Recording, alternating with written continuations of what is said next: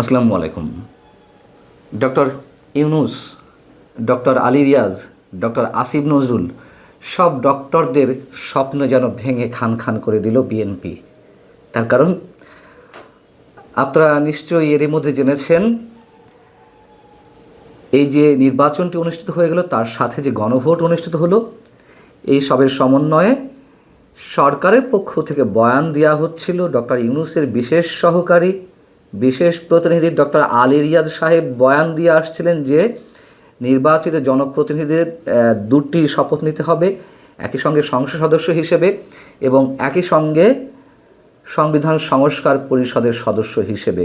কিন্তু বিএনপি যে সকাল 11:15টার দিকে সংসদ সদস্য হিসেবে তাদের নির্বাচিত প্রতিনিধিদের শপথ নিয়ে আলো, তার আগে সালাউদ্দিন আহমেদ স্পষ্টভাবে ওই শপথ অনুষ্ঠান কক্ষে জানিয়ে দিলেন যে বিএনপির নির্বাচিত প্রতিনিধিরা এখনই সংবিধান সংস্কার পরিষদের সদস্য হিসেবে শপথ নেবে না। একবারে মোক্ষম জবাব, সুযোগ বুঝে। এবং তার ব্যাখ্যাও তিনি দিয়েছেন অত্যন্ত যৌক্তিকভাবে সংবিধানের আলোকেই। কোত্থেকে কোন ডক্টর আলী রিয়াজরা যুক্তরাষ্ট্রের প্রতিনিধি হিসেবে, ডিপ স্টেটের প্রতিনিধি হিসেবে, বহুজাতি কোম্পানির লবিস্ট হিসেবে উড়ে এসে জুড়ে বসে তারা বড় বড় বয়ান ছাড়ছিলেন, সংবিধানের ব্যাখ্যা দিচ্ছিলেন। তারা যা গিলাবে মানুষ তো তা গিলবে না।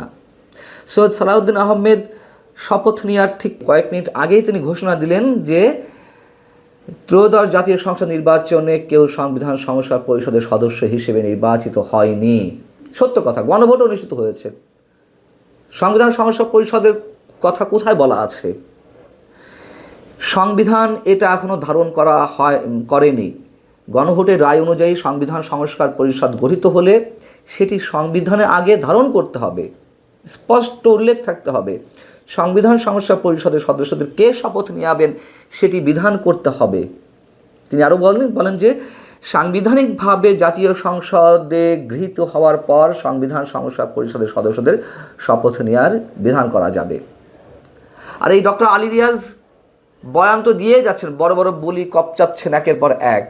রোববারও তিনি গণমাধ্যমকে বলছিলেন যে জুলাই সনদ বাস্তবায়ন প্রশ্নে বেশিরভাগ ভোটার সম্মতি দেওয়ায় নির্বাচিত সংসদ সদস্যদের দুটি শপথ নিতে হবে। শপথ নিতে হবে এটা কেন? গণভোট হয়েছে। গণভোটের আবার কি গণপরিষদের সদস্য হিসেবে নির্বাচিত হয়েছে নাকি? এটা তো গণভোট হয়েছে। তিনি কি বলছেন?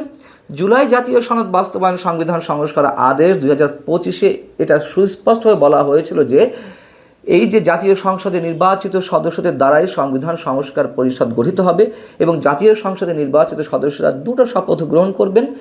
একটি হচ্ছে সংসদ সদস্য হিসেবে, আরেকটি হচ্ছে সংবিধান সংস্কার পরিষদের সদস্য হিসেবে। এটা জুলাই জাতীয় সনদে বলা ছিল। জুলাই জাতীয় সনদ কি সংবিধান হয়ে গেছে নাকি?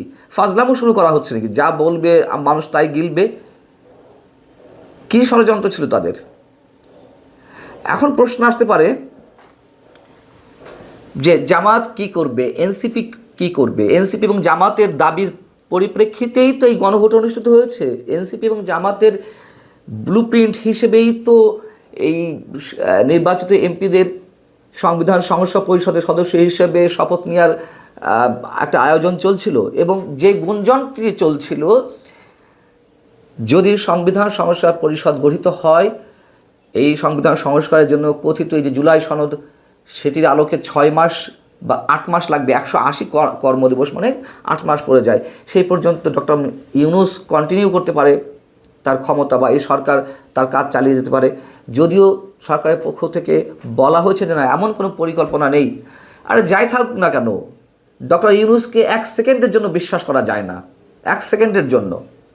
এবং তেমন একটা ষড়যন্ত্রের মুখে পড়তেও পারত। সেই সুযোগ এখনও তাদের ছিল সরকারের। বিএনপি সেটা সুযোগ বুঝে ঠিকই কোপ মেরে দিয়েছে। ধন্যবাদ বিএনপিকে, স্যালুট।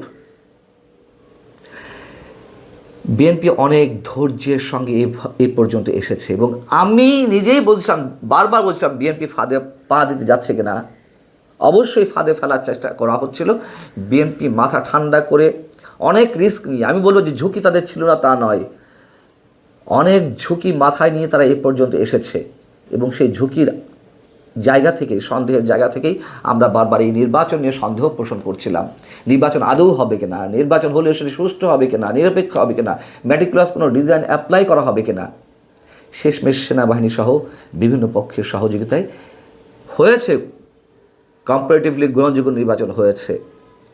এখন জামাত এনসিপি কি করবে? 2/3 সংসদ সদস্য তো বিএনপি রয়েছে, অধিবেশন চালানোর জন্য যে কুরামের প্রয়োজন হয় তা তো তাদের যথেষ্ট পরিমাণ রয়েছে। তারা এখন যদি শপথ না নেয়, সংসদ বয়কট করে, তাতে কিচ্ছু হবে না বিএনপির। তারা রাগ করতে পারে, গোসা করতে পারে, এই রাগ ক্ষোভ গোসার জায়গা থেকে তারা শপথ নাও নিতে পারে। কথা বলছি, না নিলে কি হবে?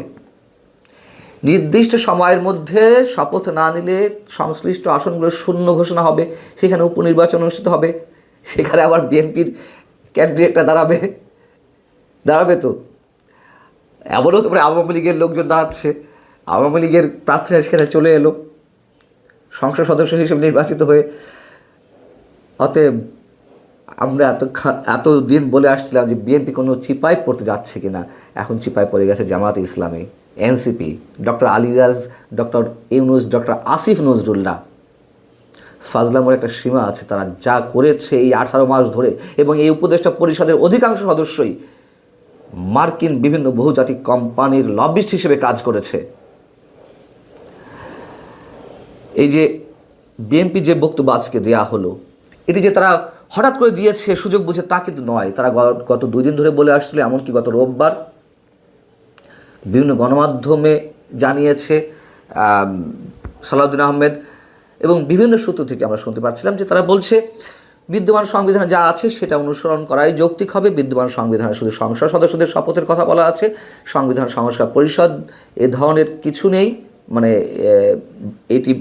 এই টাইপের যদি সংবিধানে কখনো এটি ধারণ করা হয় তখন এরকমের শপথের বিষয়টি আসবে। এমনকি নির্বাচন কমিশন যেই নির্বাচন পরিচালনা করেছে তারা তো সব সময়ের জন্য দিক নির্দেশনা দিয়েছে সংসদ সদস্য হিসেবে। কোথাও তাদের ঘোষণায়, কোনো নির্দেশনায় সংবিধান সংস্কার পরিষদের কথা বলা নেই, সংবিধান সংস্কার পরিষদের সদস্যদের বিষয়ে বলা নেই, কে তাদেরকে শপথ পড়াবে এ বিষয়ে কোনো কিছুই বলা নেই। আর এই যে গণভোট, সেটিও তো জোর করে অনুষ্ঠিত হয়েছে, হাজার হাজার কোটি টাকা খরচ করে, এই যে ম্যাটিকুলাস ডিজাইনের অংশ হিসেবে। এই যে গণভোট অনুষ্ঠিত হয়েছে সেটিও তো বিতর্কের মধ্যে অনুষ্ঠিত হয়েছে। গণভোটে ভোট পড়েছে 60.26%, যেখানে সংসদ নির্বাচনে ভোট পড়েছে 59.44%। আরে মানুষ বোঝেই না গণভোটের প্রশ্নগুলো কি, সেখানে মানুষ আরও বেশি করে ভোট দিল। কী আশ্চর্য ব্যাপার! মানে এই যে ডিজাইন অ্যাপ্লাই করতে গিয়ে যে ধরা পড়ে যায়, চোর চুরি করে প্রমাণ রেখে, এটি কথা আছে না, এখানে সেটি প্রমাণিত হয়েছে। বরং মানুষ ভোট দেয় মার্কা চিনে, মানুষের চেহারা দেখে বা পরিচিত জনদের নাম দেখে। এই তো সংসদ নির্বাচন তো এইভাবেই ভোটগুলো হয়, সাদা মানুষ এভাবেই ভোট দেন। আর গণভোটের যে প্রশ্ন, সেই প্রশ্ন চারটির মধ্যে সংবিধান সংস্কার সংক্রান্ত 48টি প্রশ্ন জড়িয়ে রয়েছে। তার সবকটির জবাব হ্যাঁ কিংবা নাতে দিতে হয়েছে। দেশে 18 কোটি মানুষ এত বোদ্ধা হয়ে গেলেন, আমরা সবাই এত বোদ্ধা হয়ে গেলাম, আমি তো নিজেই ভালো করে বুঝি না, অনেস্টলি স্পিকিং, যে কী রয়েছে এর মধ্যে। অতএব ডক্টর মোহাম্মদ ইউনূস থেকে শুরু করে ডক্টর আলী রিয়াজ, ডক্টর আসিফ নজরুলরা, এই ডক্টররা এখন সব মাথার চুল ছিঁড়ছেন সম্ভবত। ভালো থাকুন সবাই, আল্লাহ হাফিজ।